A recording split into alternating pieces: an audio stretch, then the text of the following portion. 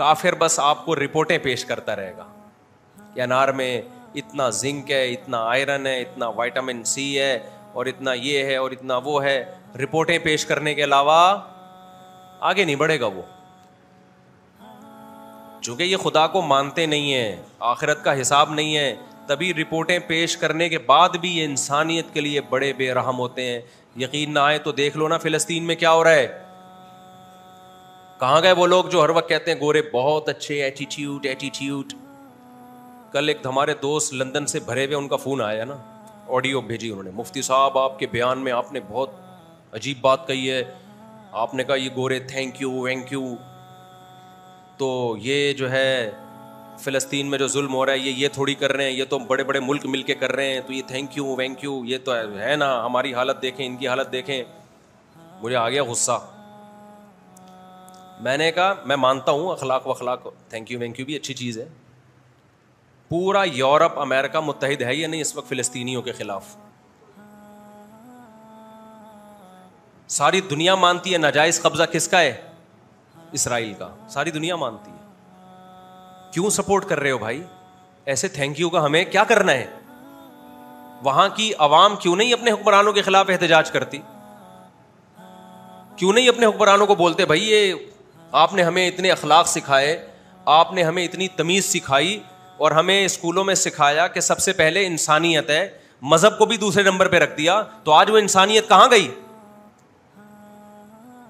قرآن بار بار کہتا ہے کہ جو آخرت پہ یقین نہیں رکھتے نا, جن کو حساب و کتاب کا خوف نہیں ہے, وہ ایک تھوڑے سے لیول پہ اچھے ہو سکتے ہیں, بڑے لیول پہ اچھے نہیں ہو سکتے. اور میں نے کہا ان سب کے پیٹ بھرے ہوئے ہیں, نہ ان کا گیس کا مسئلہ, نہ بجلی کا مسئلہ, نہ ان کے حکمران کرپٹ ہیں, نہ ان کے لیے کرپٹ نہیں ہے, دوسروں کے لیے ہوں گے.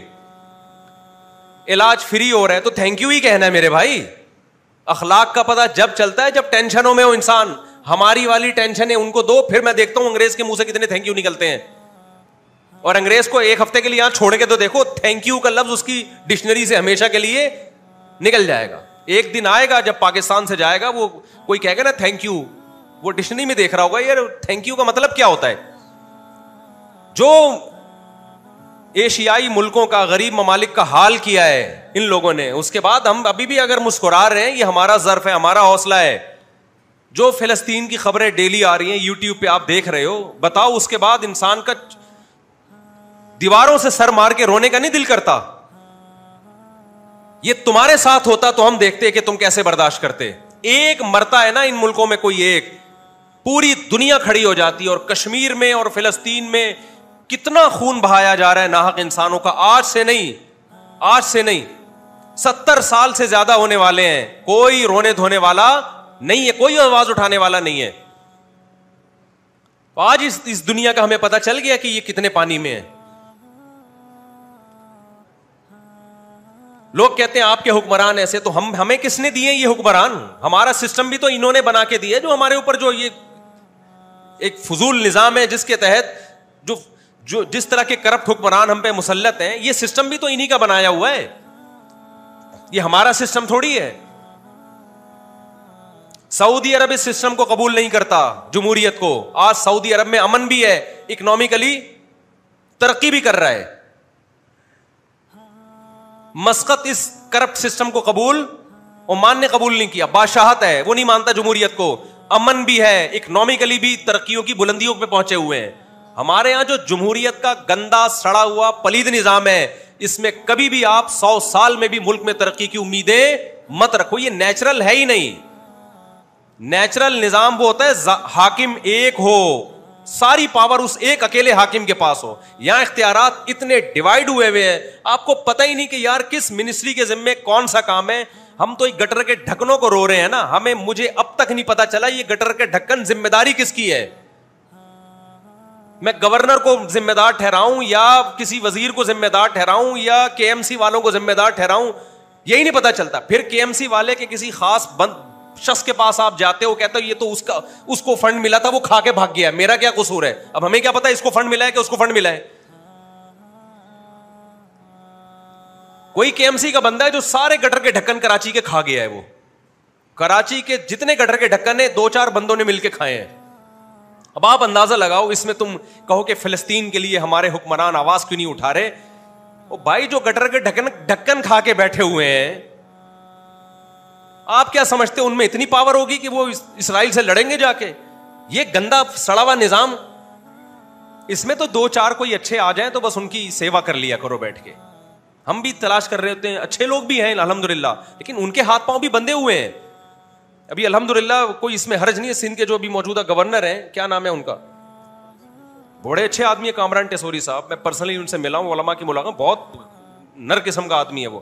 لیکن بھائی اس سسٹم میں ہاتھ پاؤں ایسے بندے ہوئے ہیں, آپ ایک لمٹ تک جا سکتے ہیں, اس سے آگے آپ بولو نہیں جا سکتے. مذہبی امور کے وزیر سے ہماری ملاقات ہوئی, ہم نے کہا حضرت یہ صحیح کر لیں. انہوں نے کہا بھائی مجھے پہلے سے آگے بتا دیا گیا تھا, اس سے آگے بڑھنے کی کوشش کی نا تو بڑے بڑے اژدہے بیٹھے ہوئے ہیں, وہ مذہبی امور ہی کے اژدہے ہیں, پرانے وزراء ہیں. انہوں نے بولا اگر زیادہ سسٹم ٹھیک کرنے کی کوشش کی تو آپ کو اپنی ریپیئرنگ دوبارہ آپ کو کھول کے دوبارہ جوڑنا پڑے گا اپنے آپ کو, اتنے خراب ہو جاؤ گے آپ. پورا یہ جمہوریت کا نظام نہیں بھائی. سعودی عرب میں اگر ایک گڑبڑ کہیں ہوتی ہے, ذمہ دار کون ہے؟ بادشاہ. وہ کہتا ہے میرا کنٹری ہے. بادشاہ کتنا کھا لے گا یار, ایک آدمی کتنا کھا لے گا, بناتا بھی تو ہے نا. آپ کو جب پتا ہو نا یہ میرا گھر ہے, میں 5 سال کے لیے ہوں یہاں پہ, یہ میرا ہے, تو آپ کھاؤ گے بھی تو, لیکن اس گھر کو بناؤ گے بھی آپ. یہ جمہوری نظام نہیں چل سکتا بھائی. اگر آپ اس سے جان نہیں چھڑا سکتے تو کم از کم صدارتی نظام لے آؤ نا. کسی حد تک پاور ایک شخص کے پاس تو جائے, اس کو تو پکڑے آدمی.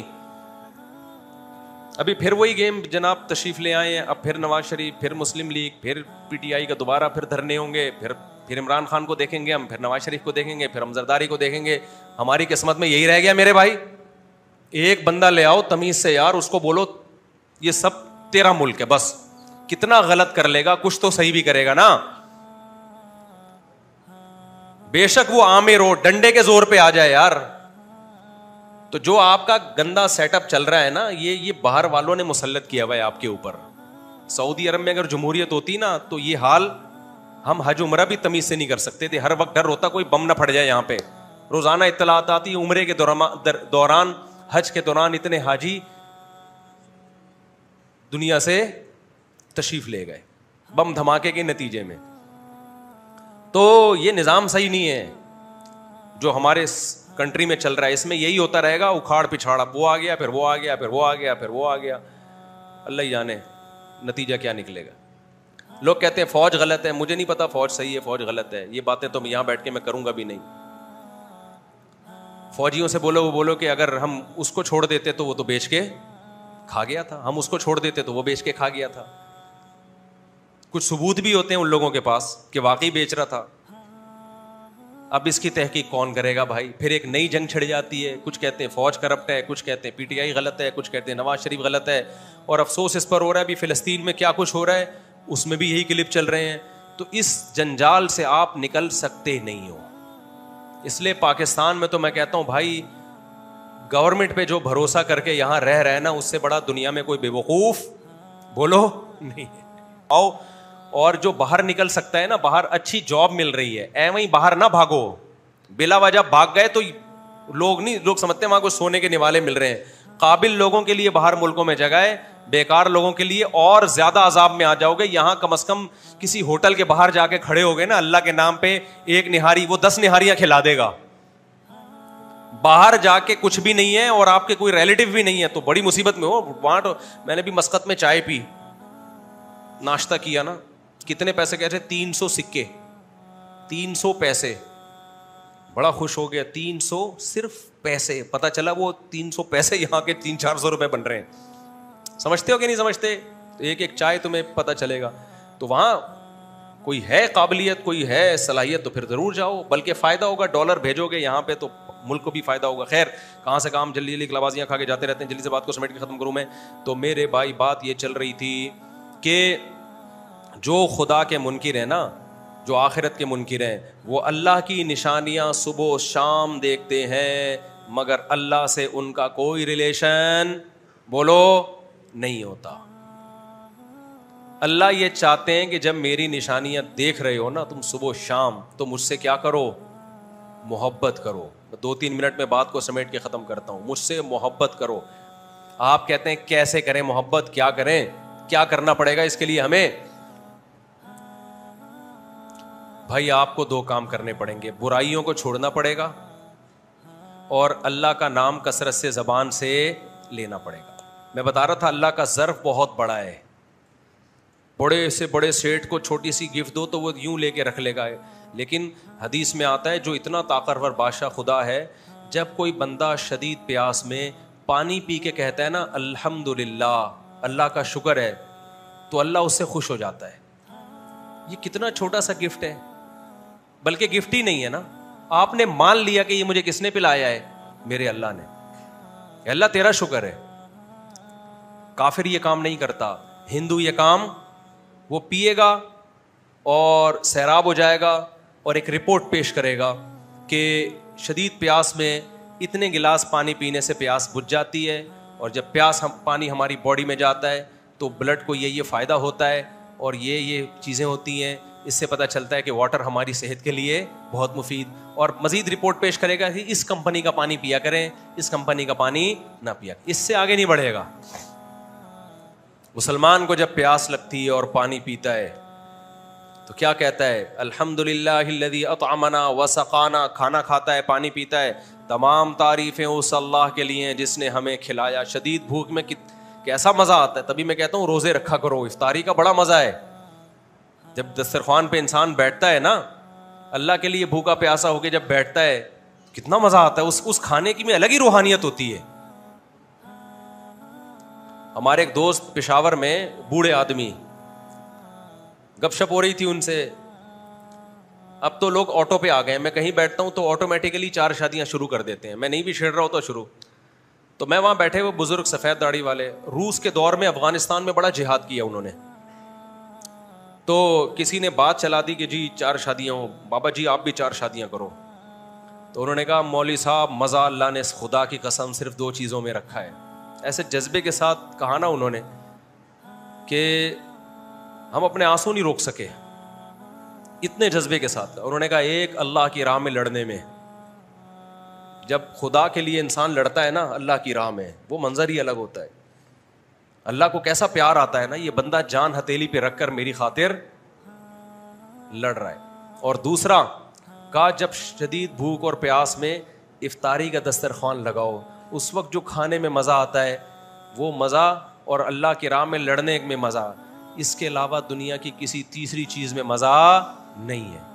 میں نے کہا بالکل صحیح کہا, بالکل صحیح. تو افطاری میں بڑا مزہ ہے, کیسا مزہ آتا ہے بھوکا پیاسا. ویسے بھی آپ بھوک پیاس میں کھاؤ, وہ روحانیت تھوڑی آتی ہے, اس میں روحانیت تھوڑی آتی ہے. تو جب کھاؤ, جب پیو, جب نعمتوں سے لطف اندوز ہو, فوراً کس کی تعریف کرو, اللہ کی. اے اللہ ہم اس قابل نہیں, ہمارے کون سے ایسے اعمال ہیں جو ہمیں پیاس میں ٹھنڈا پانی ملے میرے بھائی, ہم نے کیا کیا اللہ کے لیے. اے اللہ تیرا فضل ہے, تیرا احسان ہے, تیرے احسانات میں نعمتوں میں ڈوبے ہوئے ہیں, جو تو ہمیں بھوک میں کھلاتا بھی ہے اور پیاس میں پلاتا بھی ہے, اور یہی نعمت کافی ہے. اس شکر کا فائدہ یہ ہوگا ڈپریشن سے نکلو گے. میرے پاس بحریہ ٹاؤن میں پلاٹ کیوں نہیں ہے, میرے پاس گاڑی کیوں نہیں ہے, میرے پاس یہ کیوں نہیں ہے. او بھائی شدید پیاس میں تجھے پانی مل رہا ہے, جس دن یہ پانی بند ہوا نا تو سارے پلاٹوں کو تو بھول جائے گا. شکر ادا کر, تیری صحت ہے, پانی پی رہا ہے تو, بھوک میں تجھے کھانا مل رہا ہے, اس پہ اللہ کا شکر ادا کرو. بہت بڑی نعمت ہے, تھوڑی نعمت نہیں ہے. تو بار بار اللہ کا ذکر, نماز بھی اللہ کے ذکر کو قائم کرنے کے لیے رکھی ہے شریعت نے. اللہ کو پتہ ہی ہے ویسے تو میرا نام لیں گے نہیں, کم بخت, ہر وقت دکان میں, پان میں, گٹکوں میں اور باتوں میں لگے رہیں گے کہ پی ٹی آئی نے یہ کر دیا, عمران خان جیل میں یہ کر رہا ہے, تو نواز شریف دوبارہ آ گیا تو اب یہ ہوگا. یہ ہر وقت اسی میں لگے رہیں گے. مجھے نہیں کوئی خوشی عمران خان جیل میں, اللہ کرے نکل جائے بھائی, اور یہ بھی ہے کہ اللہ کرے نواز شریف آگے. میں بریک لگ, ہو سکتا ہے اس کا مطلب وہ دوبارہ وزیر اعظم بن جائے, میں یہ کہنا چاہ رہا ہوں. یہ بھی ہو سکتا ہے کہ میں یہ چاہ رہا ہوں کہ واپس چلا جائے, یہ بھی ہو سکتا ہے, کچھ بھی ہو سکتا ہے. لیکن میں ایک بات مانتا ہوں, بھائی نواز شریف آ جائے یا عمران خان آ جائے, جو بھی آئے پاور میں, پاورفل آدمی آئے, ایک طاقتور آدمی آئے تو, اور جو بھی آئے نا اس سے اتنی نفرت نہ کرو جتنی ہم کر رہے ہیں. دیکھو جب تک کوئی وزیر اعظم نہیں بنے نا, وہ ایک سیاسی لیڈر ہے, جو مرضی کرو. جب بن جائے تو ملک کا فائدہ اسی میں ہے کہ سب مانے اس کو, چاہے وہ عمران خان ہو, چاہے وہ نواز شریف ہو, چاہے وہ زرداری ہو. جب بن جائے تو پھر اسلام کے حکام کیا ہو جاتے ہیں, چینج ہو جاتے ہیں. کیونکہ اگر ملک کے حکمران سے آپ کو لگاؤ نہیں ہوگا, میں نے عربوں میں دیکھا ہے جتنے مرضیوں, کوئی اپنے بادشاہ کے خلاف ایک لفظ استعمال نہیں کرتا. جو غلط پالیسیاں بادشاہ کی ہوتی ہیں, علماء بادشاہوں سے بند کمرے میں ملتے ہیں, محبت سے ان کو سمجھاتے ہیں, اس سے خیر پیدا ہوتی ہے. یہ نظام اگر سعودی عرب میں ہونا کہ جو بھی بن رہا ہے دوسرا آگے ٹانگیں کھینچ رہا ہے, لانتے کر رہا ہے, تو اپنی زبانوں کو کنٹرول کرو میرے بھائی, اس سے ملک کو کبھی بھی فائدہ نہیں ہوتا. جو بھی آ جائے یار, جب آنے کے بعد ہمارا کون ہوگا, وہ وزیر اعظم ہوگا. جب بن گیا تو جو تمہارا باپ جس کو بنا دیا مان لو نا پھر ہمارا باپ ہے. بس ملک کو دیکھو میرے بھائی, شخصیتوں کو مت دیکھو. غلط ہے کسی کو جیل میں بھیج دینا, کسی کو جیل سے نکال دینا, ہم نہیں مانتے, لیکن جب بن جائے تو پھر ملک کو ہم نے, کنٹری کو دیکھنا ہے. کنٹری کی خیر اسی میں ہے کہ جو آئے گا بھائی آئے گا, کوئی نہ کوئی تو آئے گا. جو آئے گا تو اس کو ماننا پڑے گا, ورنہ ملک تو اگر سارے اسی طرح خلاف ہو جائے بھائی, ملک کا بیڑا غرق ہو رہا ہے.